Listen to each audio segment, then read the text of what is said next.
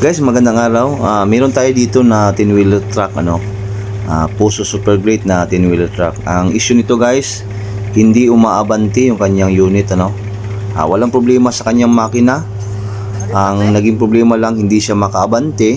Pag in-engage yung kambyada, hindi naman umaabante, Pero ito guys, kung mapapansin natin, wala pong problema sa kanyang transmission nito, sa kanyang clutch lining. Kasi naiikot naman niya yung kanyang propeller guys, Pero kung makikita natin, nakaikot na yung kanyang propeller, pero yung kanyang mga gulong ay hindi man lang maka-engage, Hindi man lang kumakagat guys, ito, nakikita nating posibilidad na problema dito. Baka mayroong naputol na axle dito, O di kaya yung kanyang pinion. Ayan, tinanggalan natin itong kanyang power divider guys, kasi na-check na natin yung kanyang mga axle. Wala naman pong nabali o naputol sa kanyang mga axle. Kaya step by step tayo dito. Una natin tiningnan itong kanyang power divider, kasi ito yung kasunod sa kanyang propeller.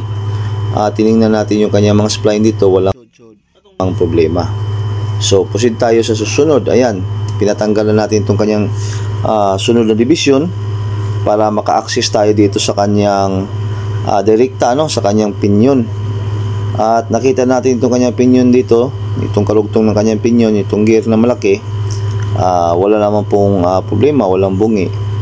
Pero subukan nating direktang ikutin ito guys, Iikutin natin to pagka hindi kakagat.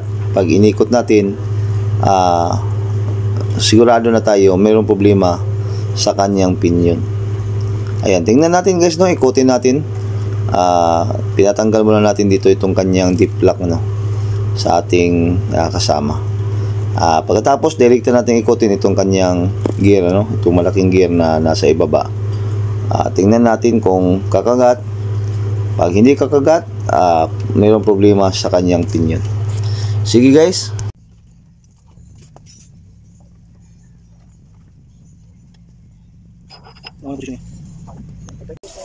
Ito, direkta nating ikutin itong kanyang gear guys, itong kanyang pinion gear.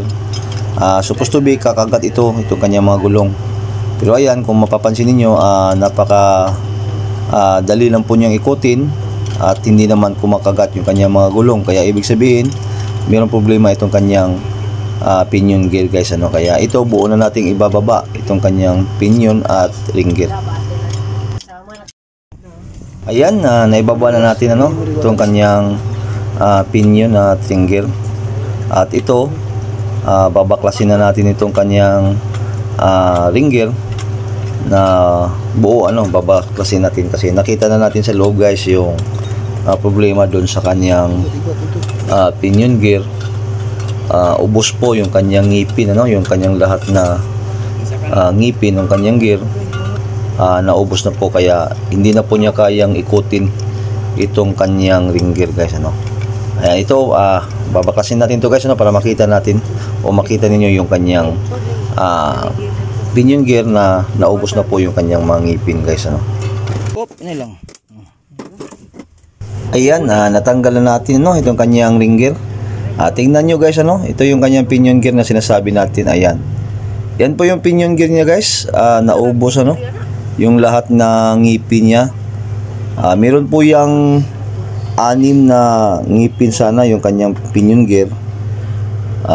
Yun, kung nakikita nyo muli guys, naubos na po. Ayan, tingnan nyo muli guys. Ayan, naubos na po. Ito po yung naging problema guys, kaya hindi niya maiikot yung ating ring gear, at kaya wala rin po makaikot dun sa kanyang mga axle guys, kaya hindi siya umaranggana. Ito, papalitan na natin to guys, babaklasin na natin to at palitan natin to kanyang pinion gear.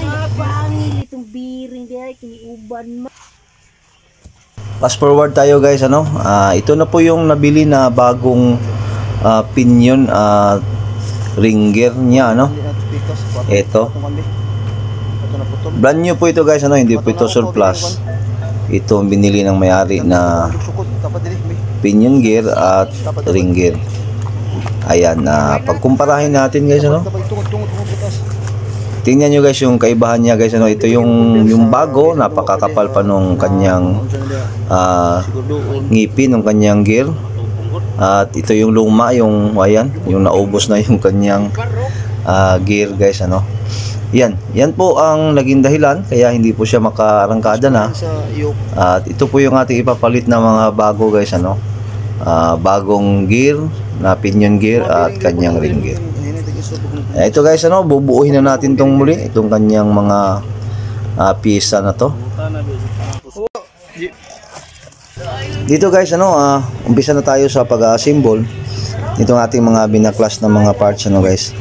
O una-una nating i-assemble itong kanyang sa power divider niya.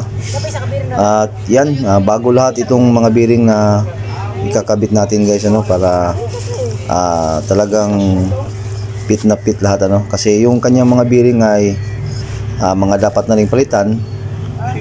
Ayan, bago lahat ito guys, medyo malaki din po yung naging gastos ng may-ari dito, ano.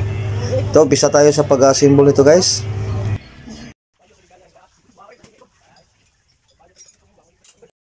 Ayan guys, na-assemble na natin, ano, yung kanyang pinion gear at ring gear.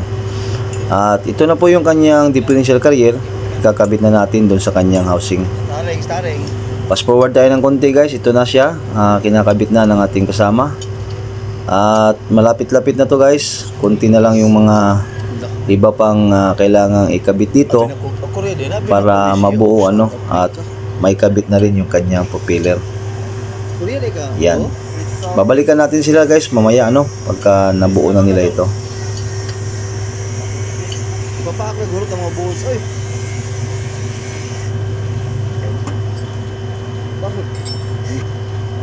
Ito, kumpleto na siya guys, ano, nabuo na lahat, naikabit na pati itong kanyang power divider at yung maging yung kanyang mga propeller naikabit na rin. Dito maglalagay na lang po yung ating mga kasama dito guys ng gear oil. At pagkatapos na malagyan to ng gear oil guys, babalikan natin para subukan na natin yung mismong unit, ano, kung okay na. Yan guys, kasalukuyan na po itong umaatras, ano, itong ating ginawang 10-wheeler na dump truck.